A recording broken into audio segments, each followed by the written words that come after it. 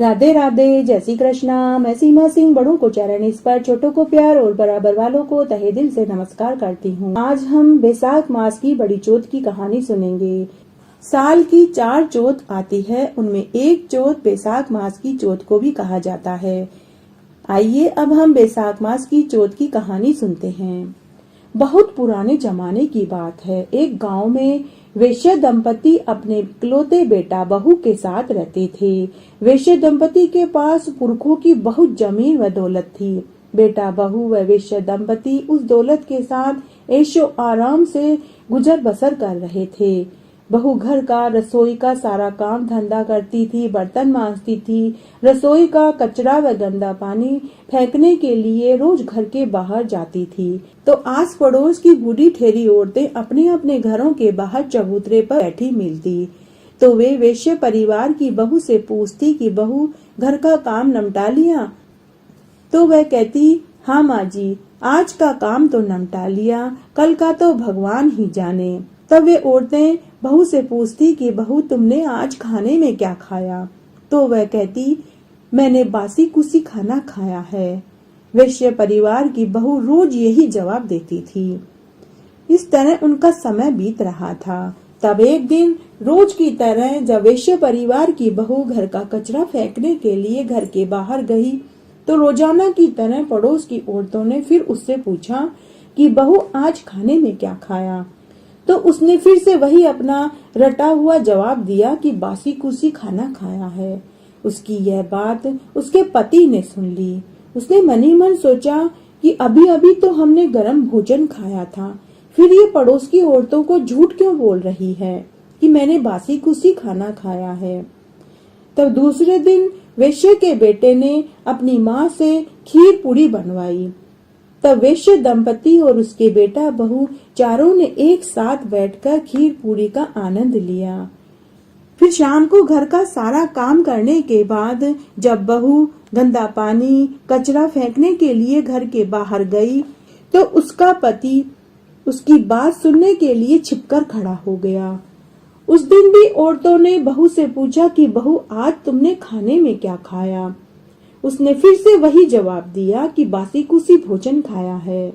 उस दिन उसके पति को अपनी पत्नी के जवाब के ऊपर बहुत गुस्सा आया। उसने मनी मन सोचा कि अभी अभी तो खीर पूरी खाई है, फिर ये झूठ क्यों बोल रही है? आज तो सच्चाई का पता करना ही पड़ेगा।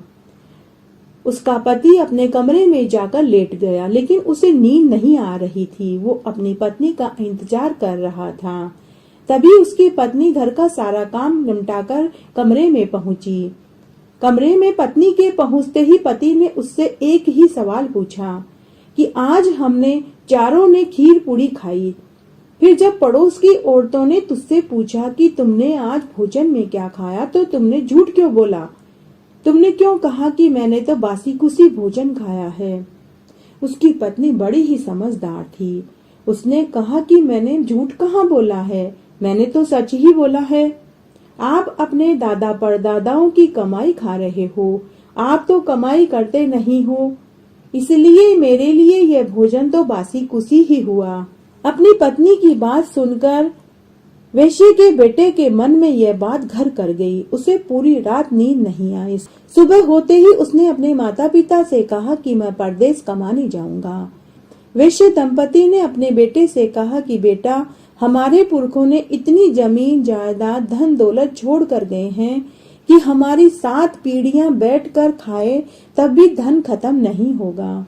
पुत्र, तुम हमारे इकलौते बेटे हो। हम गिने चुने 4 जने हैं, हमें कितना धन चाहिए? पुत्र, तुम हमारी आंखों का तारा हो। बेटा, तुम हमें छोड़कर विदेश चले जाओगे तो हम किसके सहारे जिएंगे? किसे देखकर हम सोएंगे, किसे देखकर हम उठेंगे? लेकिन बेटे के ऊपर अपने माता पिता की बात का कोई प्रभाव नहीं पड़ा। उसने जिद पकड़ ली। तब बेटे की जिद के आगे वैश्य दंपति को हार माननी ही पड़ी। तब उसका बेटा परदेश में कमाने के लिए चला गया। परदेश में उसे एक सेठ के यहाँ मुनीम का काम मिल गया। वैश्य के बेटे ने बड़ी ही ईमानदारी और सच्ची लगन से मुनीम का काम किया। थोड़े ही दिनों में उसने सेठ का विश्वास जीत लिया। तब सेठ ने दुकान का सारा कारोबार उसके ऊपर छोड़ दिया और वह सम तीर्थ यात्रा करने के लिए चला गया। इधर सास ने बहू से कह रखा था कि बहू, चूल्हे की आंच और परिंदे का पानी कभी खत्म मत होने देना। लेकिन एक दिन गलती से चूल्हे की आंच भी बुझ गई और परिंदे का पानी भी खत्म हो गया। तब बहू सोची कि अगर सास को पता चलेगा तो वह नाराज होगी। उस समय उसकी सास मंदिर गई हुई थी। तब बहू पनघट पर गई और पीने का पानी भर लाई और पड़ोस में अग्नि लेने के लिए चली गई। तब वैश्य परिवार की बहू ने देखा कि पड़ोस की औरतें पूजन कर रही थी और कथा कहानी सुन रही थी। उसने औरतों से पूछा कि आप किसकी पूजा कर रहे हो और किसका व्रत कर रहे हो, मुझे भी बताओ। यह किसका व्रत और पूजन हो रहा है और इस व्रत को करने से क्या फल मिलता है।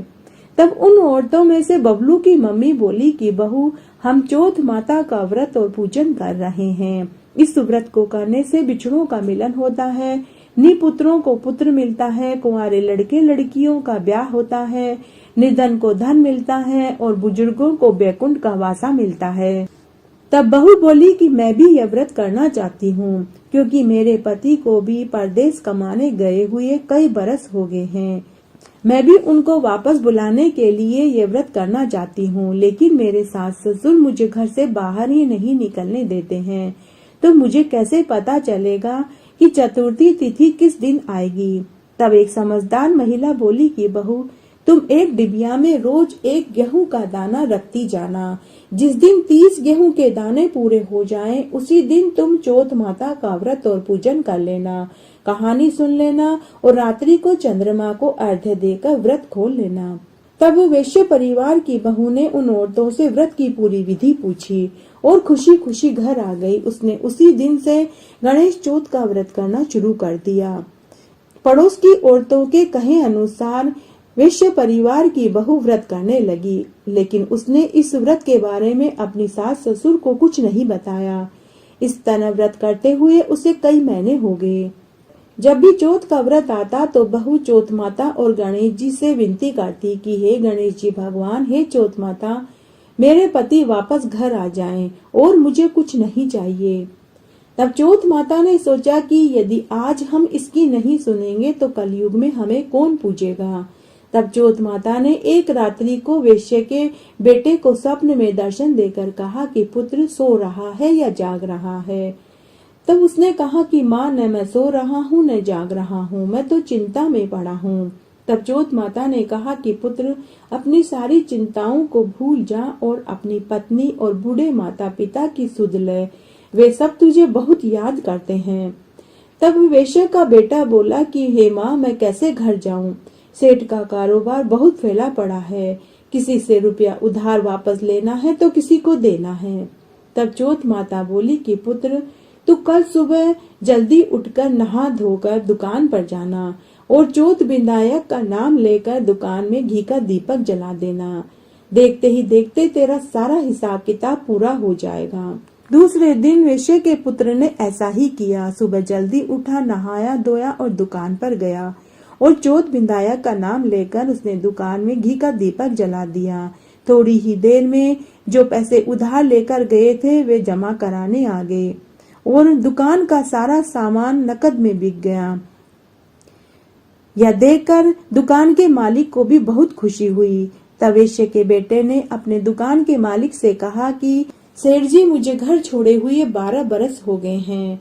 मैं अपने बूढ़े माता पिता और पत्नी से मिलना चाहता हूँ।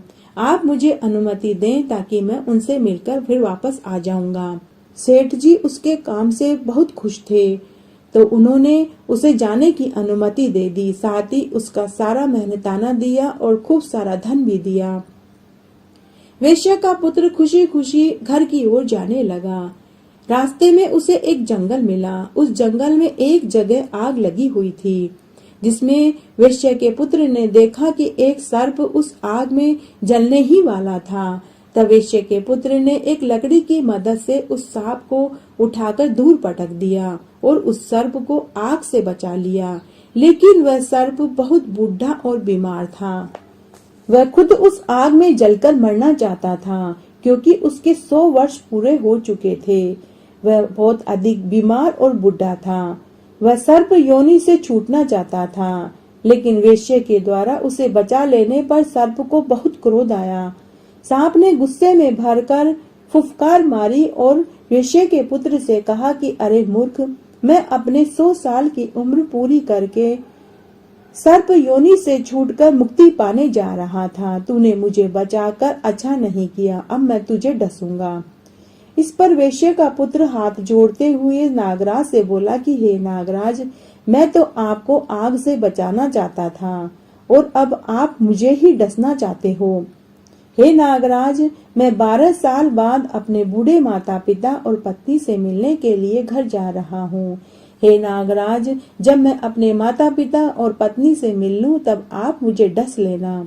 तब सांप ने कहा कि मुझे मानव जाति के ऊपर तनिक भी भरोसा नहीं है। एक तो मैं बुढ़ा हूँ, ऊपर से बीमार भी हूँ। तुम तो घर जाकर पलंग पर आराम से सो जाओगे और मैं पलंग पर चढ़ने में असमर्थ हूँ। तब वेश्या का बेटा बोला कि हे नागराज, मैं पलंग पर चादर लटका दूंगा। आप चादर की मदद से पलंग पर चढ़ जाना और मुझे डस लेना। तब सर्प ने उसे जाने दिया। घर आकर वेश्या का पुत्र उदास होकर लेट गया। वेश्या दंपति अपने पुत्र से मिलकर बहुत खुश हुए, लेकिन पुत्र के चेहरे पर उदासी छाई हुई थी। वेश्या दंपति ने अपने पुत्र से उदासी का कारण पूछा, लेकिन उसने कुछ नहीं बताया। लेकिन उसकी पत्नी बड़ी समझदार थी। उसने कमरे की एक सीढ़ी पर दूध का कटोरा भरकर रखा, दूसरी पर चूरमा, तीसरी पर बालू रेत, चौथी पर इत्र, पांचवी पर गुलाब के फूल की पंखुड़ियां बखेर दी। इस तरह हर सीढ़ी पर उसने सांप के पसंद की सभी चीजें रख दी। अर्धरात्रि को सांप फण फैलाता हुआ, फुफकारता हुआ वेश्या के घर पहुंचा। जब वह पहली सीढ़ी पर चढ़ा तो उसने दूध का भरा हुआ कटोरा देखा। सांप बहुत भूखा था। उसने पेट भरकर दूध पिया। दूध पीने के बाद जब वह दूसरी सीढ़ी पर चढ़ा तो उसे वहां चूरमा मिला। सांप ने चूरमा भी जमकर खाया, फिर ठंडी ठंडी बालू रेत पर लौटने लगा। इसके बाद चौथी सीढ़ी पर उसे इत्र की खुशबू सूंघने को मिली। उसे सूंघकर सांप मदहोश हो गया। पांचवी सीढ़ी पर गुलाब के फूल की पंखुड़ियां बिखरी हुई थी। सांप उस पर लौटकर थोड़ी देर के लिए सो गया। सांप ने मनी मन कहा कि हे वेश्या पुत्र, तूने मेरे पसंद की सभी चीजें मेरे लिए रखी, उससे मैं बहुत प्रसन्न हुआ, लेकिन मैं वचन से बंधा हुआ हूँ, इसलिए तुझे डसना तो पड़ेगा ही। तब चौथ माता और विंदायक जी ने सोचा कि अगर आज हमने इसके सुहाग की रक्षा नहीं करी तो कलयुग में हमें कौन पूजेगा। तब चौथ माता तलवार बन गई और विनायक जी ढाल बन गए। जैसे ही सांप वेश्यपुत्र को डसने लगा तो उन्होंने उसके 2 टुकड़े कर दिए। तभी सर्प के आगे वाला हिस्सा वेश्या के जूते में जाकर गिर गया। सांप ने मन ही मन सोचा कि सुबह जब वेश्यपुत्र उठेगा और जूते पहनेगा तो मैं उसे डस लूंगा। चौथ माता और विनायक जी अंतर्धान हो चुके थे। तभी वहां बिल में बहुत सारी चींटियां थी। चींटियां मनी मन सोचने लगी कि ये वैश्य के बेटे की बहू रोज हमें चीनी और आटा खाने को देती थी। चौथ माता व विनायक जी ने तो सर्प को मारा और उसके सुहाग की रक्षा करी, लेकिन अभी तक सर्प की काली जीभ वैश्य के जूते में जीवित है। तब सभी चींटियों ने एक साथ उस सर्प के जीवित अवशेष पर हमला बोल दिया और सारी लाल चींटियां उस सर्प के अवशेष को खाकर चट कर गई। वैश्य पुत्र को नींद नहीं आ रही थी। वह पलंग पर लेटे लेटे यह सब कुछ देख रहा था। जब उसने देखा कि सर्प पूरी तरह से मर चुका है तो वह बहुत खुश हुआ। उसने अपनी पत्नी को जगाया और कहा कि मुझे नींद नहीं आ रही है, तुम मेरे साथ चौपड़ पासा खेलो। तब दोनों पति पत्नी देर रात तक चौपड़ पासा खेलते रहे।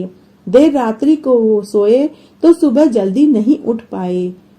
सुबह जब वेश्य दंपति सोकर उठे तो उन्होंने देखा कि बेटा बहू दोनों ही नहीं उठे हैं।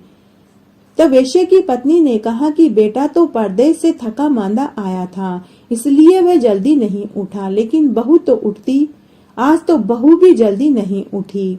तब दोनों वेश्या दंपति अपने बेटे के कमरे में देखने गए। तो उन्हें सीढ़ियों पर बहुत सारा खून बिखरा हुआ मिला। तो वे दोनों वेश्या दंपति जोर जोर से रोने और चिल्लाने लगे कि किसी ने हमारे बेटे बहू को मार दिया है। माता पिता के रोने और चिल्लाने की आवाज सुनकर उनके बेटा बहू की नींद खुल गई। बेटा अंदर कमरे में से ही बोला कि माँ बाबूजी, हमारा बैरी दुश्मन मारा गया, आप सीढ़ियों की साफ सफाई करवा दीजिए, तभी हम बाहर आएंगे। माता पिता ने सीढ़ियों की साफ सफाई करवाई। तब बेटा बहू कमरे से बाहर आए।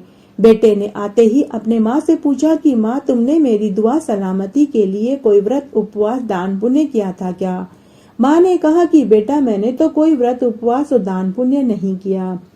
तब बहू अपने सास ससुर और पति से बोली कि मैं हर महीने की चौथ का व्रत करती थी। सास ने बहू से कहा कि तू व्रत कब करती थी? मैं तो रोज तुझे 4 समय का भोजन देती थी। बहू ने कहा कि सासू माँ, मैं महीने की चौथ का व्रत करती थी। उस दिन सुबह का खाना मैं पनिहारिन को देती थी, दूसरी बार का भोजन मैं गाय को डाल देती थी, तीसरी बार का भोजन उठियाड़े में गाड़ देती थी और चौथी बार का भोजन रात्रि को चंद्रमा को अर्घ्य देकर मैं खुद खाती थी। अगर आपको विश्वास नहीं है तो आप सबसे पूछ लीजिए। तब सास ने पनिहारिन से पूछा तो पनिहारिन ने कहा कि माँ जी, आपकी बहू महीने में 1 बार मुझे भोजन देती थी। बछड़े से पूछा तो उसके मुंह से फेफ के फूल झड़ने लगे। उठियाड़े को खोद कर देखा गया तो उसमें सोने चांदी के सिक्के मिले। यह सब देखने के बाद सास अपनी बहू के चरण पकड़ लेती है। बहू अपने सास से बोली कि सासू माँ, उल्टी गंगा नहीं बहती है, मैं आपके चरण पकड़ूंगी, आप गणेश जी और चौथ माता के चरण पकड़िए। तब सास और बहू दोनों ने हर महीने की चौथ का व्रत करने का निश्चय किया। तब बहू ने अपनी सास से कहा कि सासू माँ, मुझे बैसाख मास के चौथ का उद्यापन भी करना है। तब सास और बहू दोनों ने धूमधाम से बैसाख मास की चौथ का उद्यापन किया। हे चौथ माता, जैसा सुख आपने वैश्य परिवार के बेटे की बहू को दिया, उसके सुहाग की रक्षा करी, उनका घर अन्न धन के भंडार से भर दिया, वैसे हम सबका भरना कहानी कहने वाले के, सुनने वाले के और हुक्कारा भरने वाले के। आइए अब हम बैसाख मास की चौथ की कहानी सुनते हैं। एक गांव में एक विधवा बुढ़िया माई अपने इकलौते बेटे के साथ रहती थी। बुढ़िया माई अपने बेटे की सलामती के लिए 12 महीने की चौथ का व्रत करती थी। हर चौथ को वह पंसारी से गुड़ और घी लाती थी और उससे वह 4 लड्डू बनाती थी। एक लड्डू वह हथकार का निकालती थी, एक पूजा का रखती थी, एक लड़के को देती थी और एक रात को चंद्रमा को अर्घ्य देने के बाद खुद खाती थी। बुढ़िया माई की जेठानी भी उसी गांव में रहती थी। एक बार बुढ़िया का बेटा अपनी ताई से मिलने के लिए उनके घर गया। उस दिन बैसाख मास की चौथ थी तो बुढ़िया की जेठानी चूरमा बना रही थी। तब बुढ़िया के बेटे ने अपनी ताई से कहा कि ताई, आज तो आप चूरमा बना रही हैं।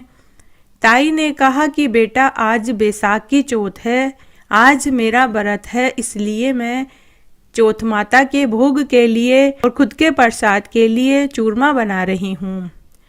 ताई ने कहा, बेटा, तेरी माँ तो हर महीने की चौथ का व्रत इसीलिए करती है क्योंकि उसे तो चूरमे के लड्डू खाने की आदत पड़ गई है। वह तो तेरी मेहनत की कमाई को चूरमे के लड्डू बना बना करके खत्म कर रही है। बेटा मेरी मान, तू तो बाहर गांव जाकर कमाने लग जा, क्योंकि कब तू पैसे इकट्ठे करेगा और कब तू शादी करेगा। तेरी माँ तो तेरी मेहनत की कमाई को बर्बाद कर रही है। ताई की बात से बुढ़िया के बेटे के मन में बात बैठ गई। वह घर आया और घर आकर उसने अपनी माँ से कहा कि माँ, मैं परदेश कमाने जाऊंगा। माँ, आज मैं ताई से मिलने गया था तो ताई ने मुझे बताया कि तू मेरी मेहनत की कमाई को चूरमे के लड्डू बना बना करके खाती है और मुझे तो खाने को तू देती ही नहीं है। तू मेरी मेहनत की कमाई को उड़ा रही है। माँ ने अपने बेटे को बहुत समझाया, लेकिन बेटे ने अपनी माँ की एक नहीं सुनी। बेटे की जिद के आगे माँ को हार माननी पड़ी। जब बेटा एक जोड़ी कपड़ा पोटली में बांध कर जाने लगा तो बुढ़िया ने अपने बेटे को चौथ माता के नाम के 5 आंखें देकर कहा कि बेटा, जब भी तुझे कोई कठिनाई या परेशानी आए तो एक आंखा पूर देना, चौथ माता तेरी रक्षा करेगी। बुढ़िया का बेटा आंखें लेकर अपनी जेब में रख लेता है और परदेश कमाने के लिए चल पड़ता है। चलते चलते वह एक जंगल में से गुजरा। उस जंगल में बुढ़िया के बेटे को एक शेर दिखाई दिया। वह शेर बुढ़िया के बेटे के ऊपर झपटने ही वाला था कि बुढ़िया को माँ के दिए हुए आंखों की याद आई। उसने एक आंखा शेर की तरफ फेंका और चौथ माता को याद करने लगा कि हे चौथ माता, यदि मेरी माँ चौथ का व्रत मेरे लिए करती है तो यह शेर गाय बन जाए।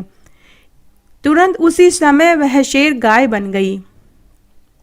लड़के को महान आश्चर्य हुआ। वह मनी मन सोचने लगा कि माँ तो सच में मेरे ही लिए चौथ का व्रत करती थी, फिर ताई ने मुझे झूठ क्यों कहा। खैर, अब तो मैं कमाने के लिए निकल पड़ा हूँ तो मैं घर वापस नहीं जाऊंगा। ऐसे सोचकर वह फिर से आगे चल दिया। आगे जाने पर उसे एक नदी मिली जिसमें खूब पानी भरा हुआ था। आगे जाने का उसे रास्ता नहीं दिखाई दिया। तब बुढ़िया के बेटे ने वापस एक आंखा नदी में फेंक दिया और चौथ माता को याद करने लगा कि हे चौथ माता, यदि मेरी माँ चौथ का व्रत मेरे लिए करती है तो इस नदी के बीच में रास्ता बन जाए। उसी समय नदी के 2 पार्ट हो गए और नदी में बीच में रास्ता बन गया। बुढ़िया के बेटे को फिर वापस आश्चर्य हुआ। बुढ़िया के बेटे ने अपनी माँ को मनी मन अपनी गलती की क्षमा मांगी और वह मनी मन फिर से सोचने लगा कि ताई ने मुझे क्यों अपनी माँ के खिलाफ कर दिया। फिर वह अपनी माँ को याद करके आगे चल दिया। आगे जाने पर वह एक नगरी में पहुंचा।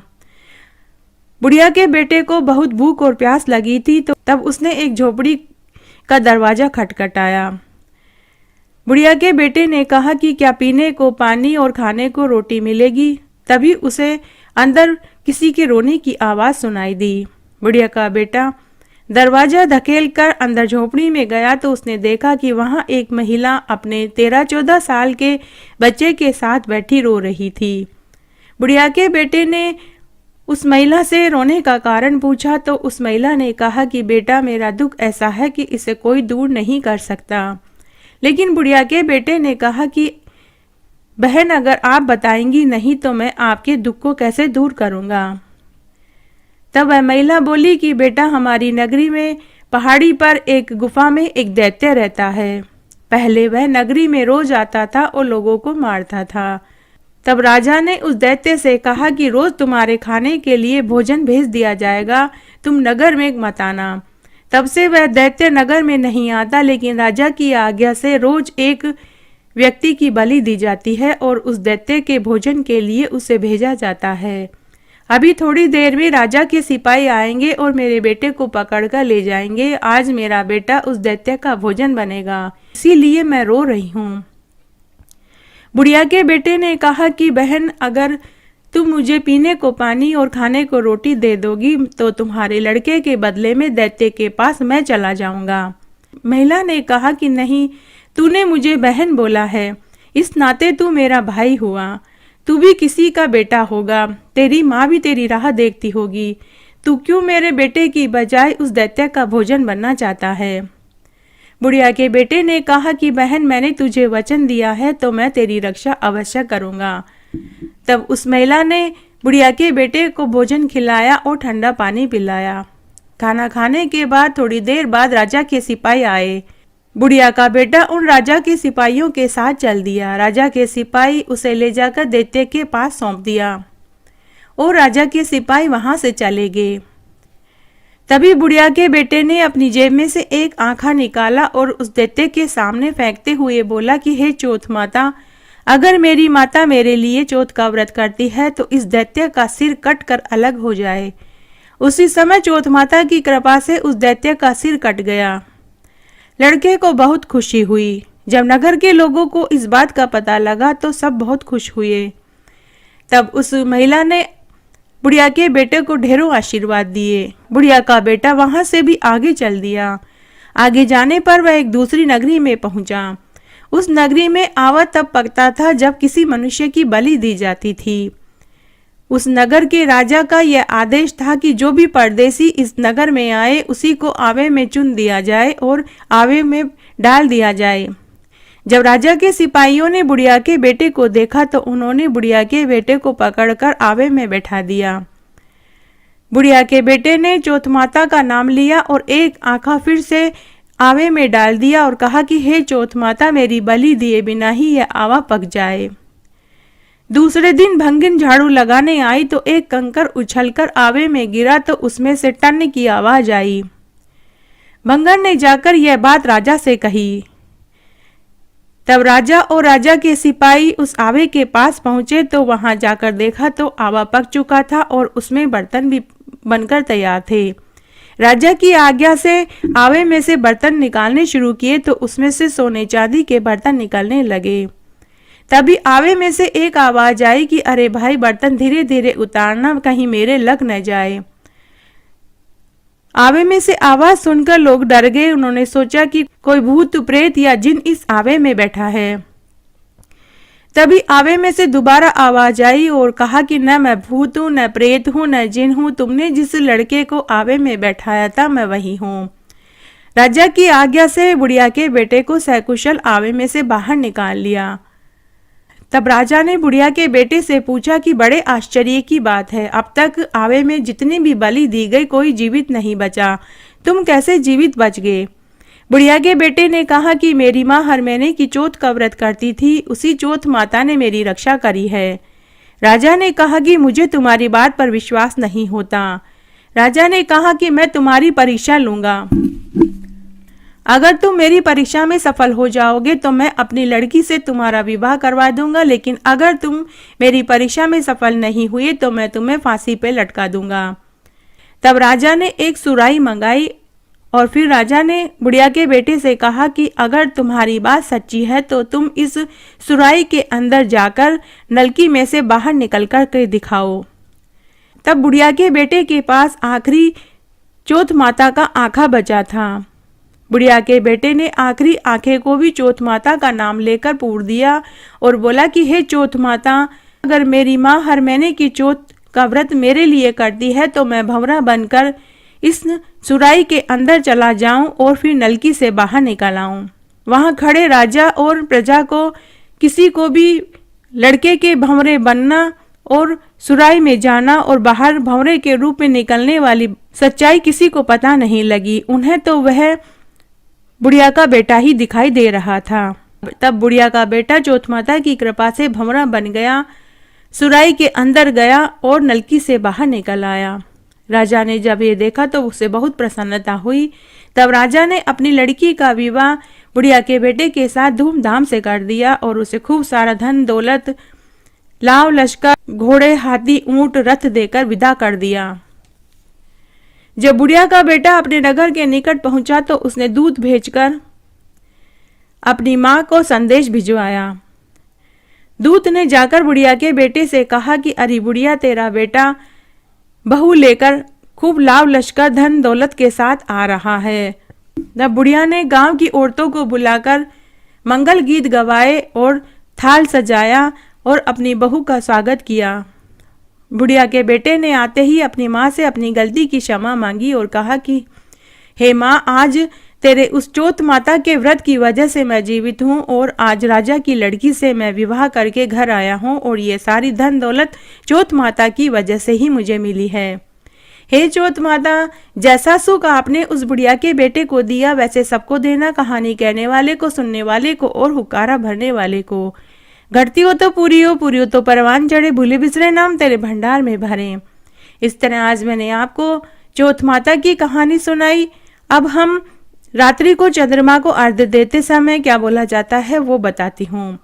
सोना किसी सांकली, गले मोतिया को हार, चौभाती को दीवलो, चार पहर की रात, आम तले मारो सासरो, नीम तले मारो पीहर, चारू गेला यूं बवे कीड़ी किसी नाल, बैसाख चौथ का चांदन अर्घ देवता, जीवो पूत वीर भरतार। मेरे साथ बने रहने के लिए आपका धन्यवाद। अगर अभी तक आपने मेरे चैनल को सब्सक्राइब नहीं किया है तो कृपया मेरे चैनल को सब्सक्राइब करें ताकि मेरे आगे आने वाले हर वीडियो आपको सबसे पहले मिले। धन्यवाद।